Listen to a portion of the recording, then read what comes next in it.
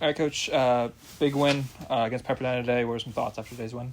Yeah, it was good. Come out, get a 10-4 win. We've been asking our guys for a while now, but really since the end of last weekend, which was a tough one, to just play loose, have fun, and see what happens. Approach the game the right way and stop putting the weight of the world on our shoulders. And I think that started Tuesday with San Jose. It was a looser environment. I know it's non-conference, quote unquote, but I told them after that game, the game's the game. So if you play like that, you act like that, the dugout's like that, I think you're going to see some more results. And I think the game tested us pretty fast, fall behind 4-0 in the top of the first, and have to respond. And it would have been very easy to go back to kind of panicking, oh my goodness, nothing goes our way. But these guys really dug in, and it was actually Gabe's ability to just throw a bunch of zeros up and never give in until the offense broke through there in the fourth inning. So thought that was big, and then those extra tack-on runs were really important at the end of the game to stretch it out. But we have no chance of winning this game without what Gabe did, getting deep 7 innings into a game. We've been looking for something like that. He told me to ride him. I was going to ride him, and he was a man of his word today. Gabe, career performance today. 7 innings. Gave you those 4 runs in the first inning. What was going through your head in that first inning where Pepperdine just kept, coming at you? Yeah, I felt like I was just getting a little unlucky. Just sticking to the plan, getting the job done. I wanted to get back in the dugout, and attacking those guys always helps. Trying to get a ground ball. It hurt a little bit to get that 4, but I felt really good up there, and just sticking with my plan and doing what I do best is always the way to go. 5 hits for Pepperdine in that first inning. You gave up 3 the rest of the way. How did you adjust? In the later innings. I just spotting up a little bit more. In the first inning, I felt like I let the ball run a little too much going on the inside. Even though they were jam singles, I feel like when we have an approach to go away, like I got to go hit that spot, and just really trying to stay up and through my motion helped a lot. And in the later innings, I was able to hit that outside corner a bunch more. Defense was good behind you throughout your outing. Great. Handful of double plays as well. What can you say about your defense today? That's super important when the leadoff guy gets on base, or just anybody gets on base. Getting those double plays is huge. Pat made some great plays today, TJ as well. And then Cody, there's one double play that was just a shot right back at me, and I said, hey, dude, that's you all the way. I had to hold my glove down there. Normally I have the first initial reaction to go get it, but trusting my defense behind me, trusting Cody, trusting Trevor, everybody out there has played a great game today. JT, offense broke through in that 4th inning, put up 7 runs in that frame. You came up big to give your team the lead with that 2-out double. What was going through your head in that at bat, knowing you have 2 outs on the board and you got to get some runs in?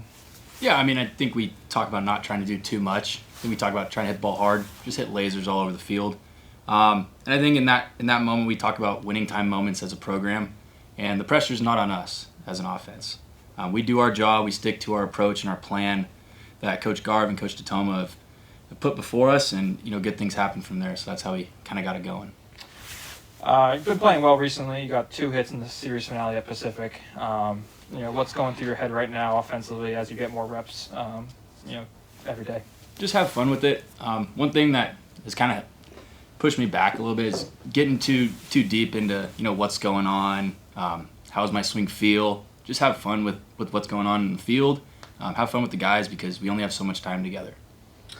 Rob, 6 wins in weekend series openers this season. How important is it to set the tone early on Fridays? Well, it's important on Friday, but it's relatively meaningless tomorrow. So we're in a spot where we just need to show up every day and play our best baseball and see what happens. But yeah, it's great. You're always facing somebody's best pitcher, and it's more of a mental battle, I think, on the first game of a series for the most part, because you might struggle as an offense for a few innings. At least in the batter's box, it's a mental game, and you just have to kind of ride it out. We have what we think is a really good offense that can wear people down, but some days we wear ourselves out mentally, like JT's saying, and we just don't stick to it. And this guy, Scavone, for them has been good. He's had games where he goes deep in games, shuts people down. So to get him out in the 4th inning with a big inning is huge. We've done that to a few starters this year. So I think it's just important to set the tone and try and see as many arms out of a team's bullpen as you can in game 1 of a series. TJ 4 for 4 with a home run today. What do you see out of him offensively? TJ is one of the best hitters I've been around when he's not trying to be the best hitter. He just needs to be himself and trust that he is capable of doing the things he's capable of doing. And today, that I know the home run was awesome. I thought him hitting a base hit through the right side with men on base is something we haven't really seen on purpose. And I think he drove that ball through the infield rather than just kind of a cap ball that lands for us. So if he can start doing that, I think he's going to continue to have success. He's a really good hitter. He just tries to carry the team sometimes on his back, and he doesn't need to do that. Dylan Brown, the lone guy out of the bullpen today, hasn't given up a run in his last 5 outings. What have you seen out of him today and then obviously previously? Yeah, I mean, Dylan, early in the year, we all know he has stuff that's unbelievable. It's hard to hit him.